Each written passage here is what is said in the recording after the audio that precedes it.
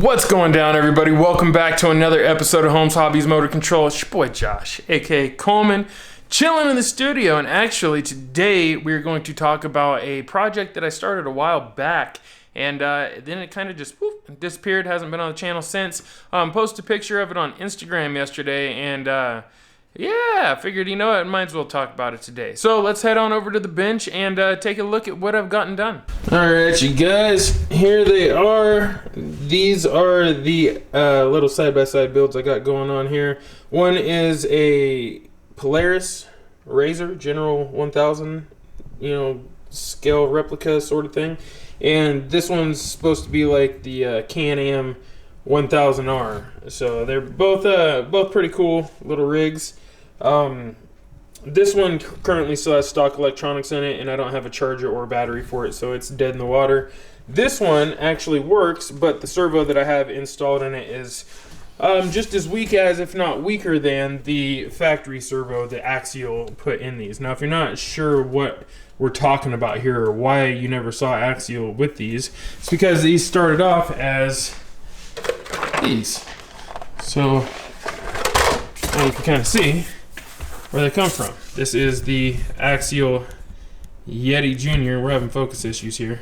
Alright, so this is the Axial Yeti Jr. Score trophy truck, right? And they came with multiple bodies. They also have like the regular style Yeti, the rock racer style one. And that's what I used as a platform to build these. So really simple, really cheap, affordable way to do it. And then to get the body, you basically use one of those right there, New Bright toy, and rip the body off and do a little bit of cutting and whatever, and next thing you know, you got yourself a side-by-side. The one downfall is it's still straight axle in the back, whereas the real ones would be independent suspension front and rear, but minor detail for a little toy like this. So let's get into talking about what I've done to it so far and why this is on a Holmes Hobbies episode.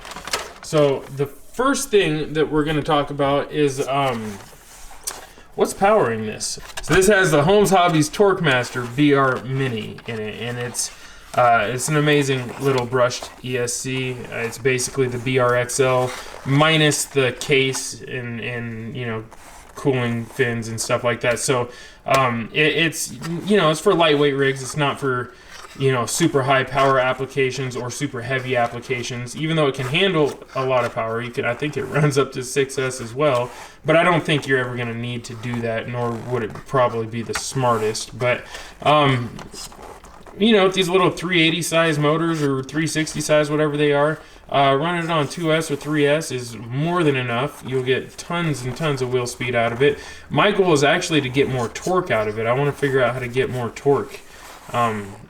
Lower gearing somehow. I'm not sure if there's going to be a way to do that. So yeah, as it sits right now, it's pretty quick, and it has a horrible servo in it. I swapped out the servo thinking maybe it would be an upgrade. It's just an extra one I had laying around from an old plane, and yeah, no, it was not an upgrade. It's just as bad as the original one, which means this thing barely steers at all. So we won't be driving it today. I have to get new servos for both this one and for that one. So if you guys have recommendations for servos, let me know. They got to be the little tiny ones. And I would prefer high torque metal gear because I really want to get these locked up, at least one of them locked up, at least in the rear, but preferably front and rear, and be able to do a little bit of minor trail riding and crawling with it alongside some scale trucks. I think that would be really cool. I don't know if it's possible, given how little the aftermarket platform is for these, but it'd be pretty cool. So if you guys have feedback, let me know in the comments what you think I could do to make this a better build.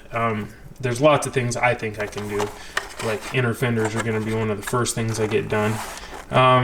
Yeah, so as far as the body and everything goes, it's really simple to mount. I've got 2 screws right here in the front. They just go through the bumper in through the actual body, and that's really it. They don't go into anything. I mean, they're not even matching length screws. And then in the back, I have where the battery tray is. It actually goes through the bottom right here, the little battery tray locking screw.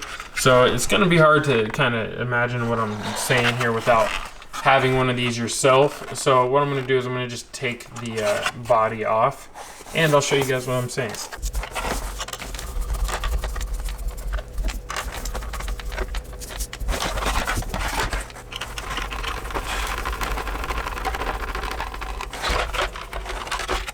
Alright, now you can see that I've actually got the body off on this bad boy. Really simple because it's only 3 screws. So what I was talking about is the first 2 screws in the front go right through the bumper, and that's it. They don't go to anywhere. I could make them lock back into this possibly, but I don't know how well that would work. And I don't think it needs to be that solid given how lightweight it is. And as you can see, this is a little funky looking, and that's because I have the battery in the actual battery tray. This is just an old flight pack that I had from an old plane, and it fit in there perfect. It's just a little 3S 1800 milliamp pack, and right here is my BR Mini, which I have it zip tied to the lid on this. So this piece right here, you can see I have it cut. I snipped it right here and locked it in around the front shock tower. Really, it's supposed to come back up and close over this, and there's a little piece that comes through here, and you just screw it down, right? And that was how it locked the battery in. And then there's more here, a piece that went from here up to this, and I just snipped this right off, just cut those pieces right off. I don't know if it went over the top or not, but I remember it went down like that. So I just cut those right off, and that's how I did it. Pretty straightforward, pretty simple, nothing too crazy. I used the lid as a mounting tray for the ESC, and then I just stuck an old cheap, a Fly Sky receiver in here, little 3-channel, mounted it right on top of the servo. Nothing too crazy, just enough to get the job done. And I did a little trimming so I can get to things. Just, yeah, pretty basic, pretty straightforward, and it makes for a really fun, super controllable vehicle, except for the steering. Once I get the steering fixed, once I get a better servo in here and get this rear axle locked up, I think this will really be a fun vehicle. I don't want to make it super fast, so I don't think I'm going brushless or anything like that. I might even go down to 2S. I want it to be very controlled and fun and just a trail rig. So you guys let me know what you think in the comments. Short episode, nothing too crazy. Just wanted to go over this with you guys, show you what I've been working on kind of behind the scenes. I'm always working on something behind the scenes. That being said, you guys let me know if you have a little side-by-side build going on yourself. I'd love to see it. Post some pictures up online. Tag me. Let me know, maybe on Instagram, Facebook, somewhere. Tag me. If you're a patron, post them up on Patreon. I would love to take a look at them.